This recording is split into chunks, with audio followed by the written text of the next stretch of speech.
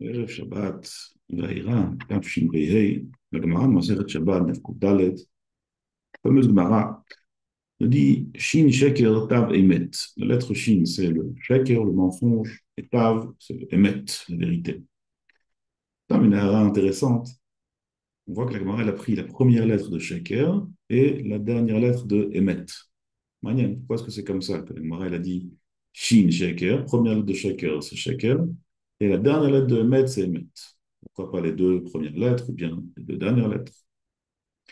En tout cas, la Gemara demande là-bas pourquoi est-ce que Maïta'ama, Sheker, Mekaravan, Milei, Emet, Merachka, Milei, pourquoi est-ce que les lettres de Sheker sont à proximité l'une de l'autre, Shin, Kuf, Resh, qui sont des lettres qui sont côte à côte, tandis que, presque, ouais, côte à côte, tandis que Emet sont très éloignées l'une de l'autre dans l'alphabet. Aleph, c'est au début, mais même c'est au milieu, Taf, c'est la dernière. C'est Rashi nous explique. Dit la Gemara, pourquoi est-ce que c'est comme ça? Shikra shriach, kushka lo shriach. Le mensonge, il est partout. Trouver la vérité, c'est quelque chose qui n'est pas fréquent, c'est quelque chose qui ne se trouve pas si facilement, et par conséquent, les lettres de Emet sont éloignées l'une de l'autre.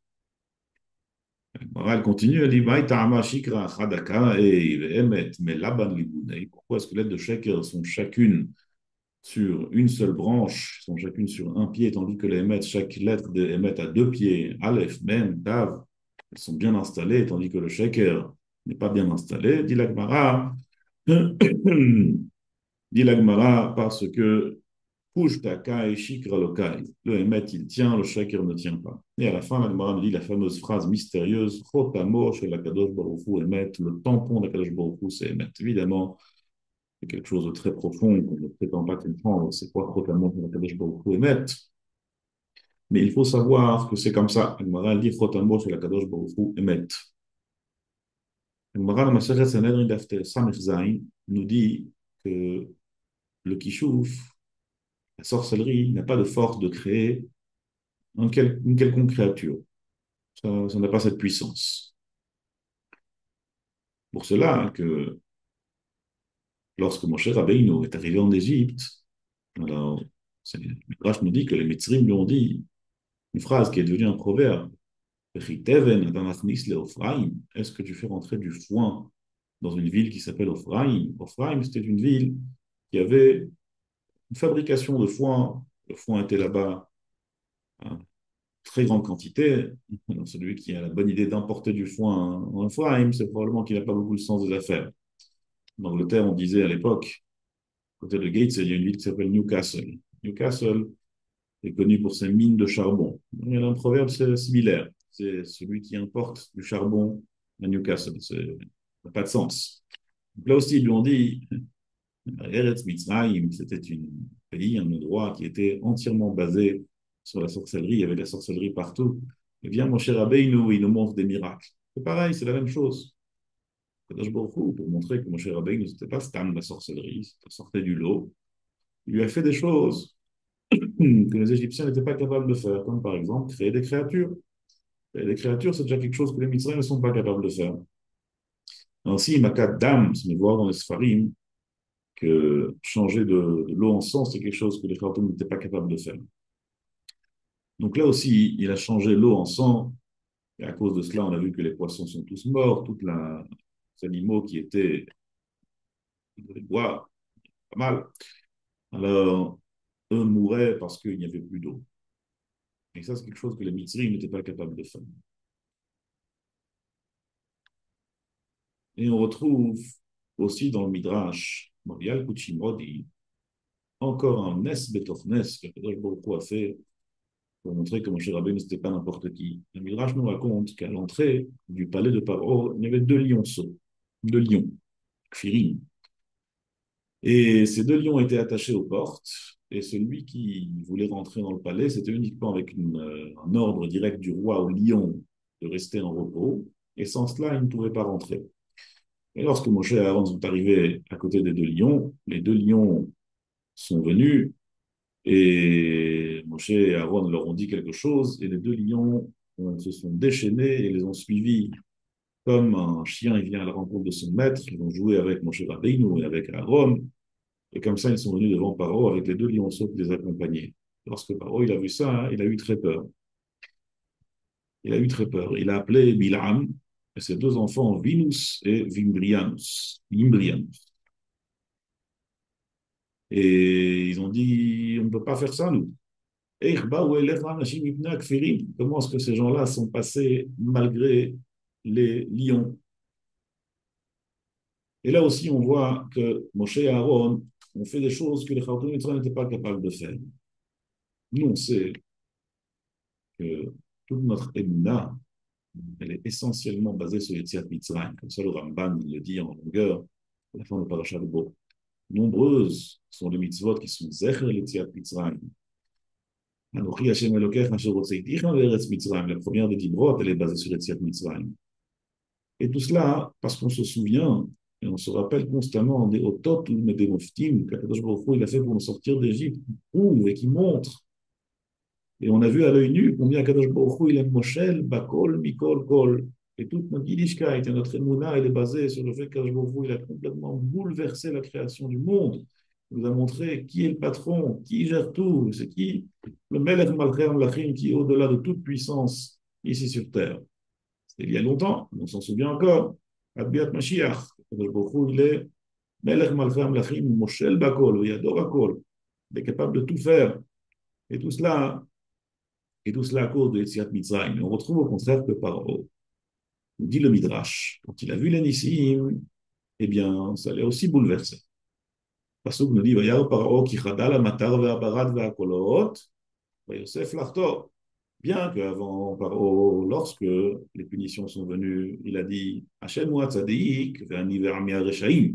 Hachem, il est juste, et moi et mon peuple, nous sommes des mécréants.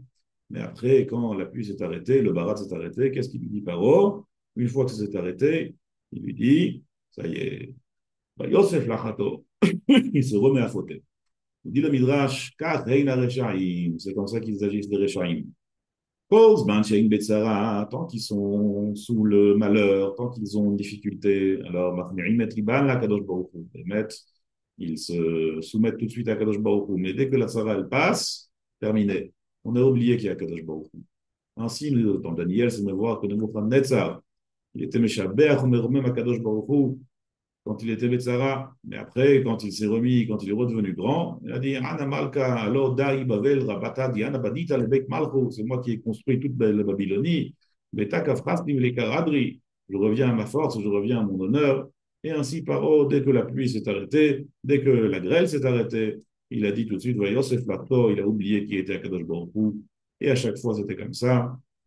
Dès que la plaie partait, Paro était complètement métamorphosé de sa tchouva qu'il avait fait auparavant.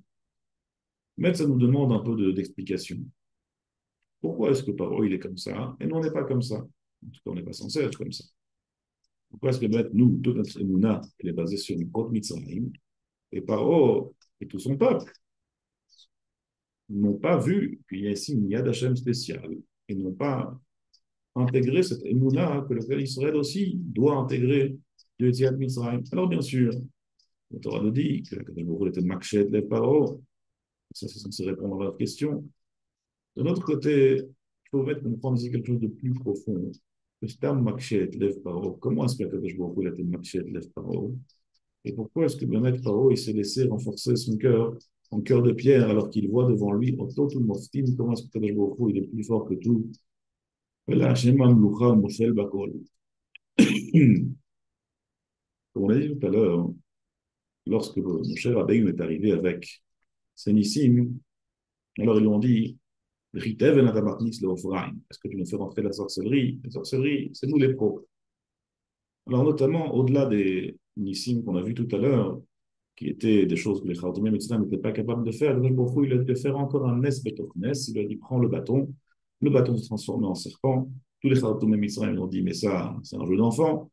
Et ils ont aussi transformé des bâtons en serpents. Et la tête de Moshe Rabbeinu, il s'est retransformé en bâton. Et il a mangé tous les serpents que les Khartoumim Mitzrayim ont créés. Et ça, c'était quelque chose que les Khartoumim n'étaient pas capables de faire. Ils n'avaient pas Stam, que son serpent a mangé tous les autres, qui était déjà une preuve en soi que son serpent était plus puissant. Mais aussi, il a mangé les autres alors qu'il avait repris l'apparence d'un maté. Et ça, c'était quelque chose qu'ils n'étaient pas capables de faire. Et en vérité, la Gemara nous dit, dans le Sechet Sanhedrin Samech Zayin qu'on a rapporté tout à l'heure, que toute la sorcellerie, c'est qu'une seule chose. C'est uniquement une illusion. La Gemara nous dit là-bas, Amar le Rav, le Rabbi Chia, il a dit, moi, j'ai vu un arabe qui a coupé son chameau en petits morceaux. Il a fait un coup sur ce chameau qu'il a coupé en petits morceaux et le gamal, le chameau, s'est ressuscité. Tous les morceaux se sont remis ensemble, il a ressuscité. Alors il a demandé à mettre la barre à Bria, est-ce que quand il lui a coupé lorsqu'il a coupé en morceaux, il a saigné? Alors il lui dit non. Bon, ça c'est une preuve que toute la sorcellerie, ce n'est qu'une illusion.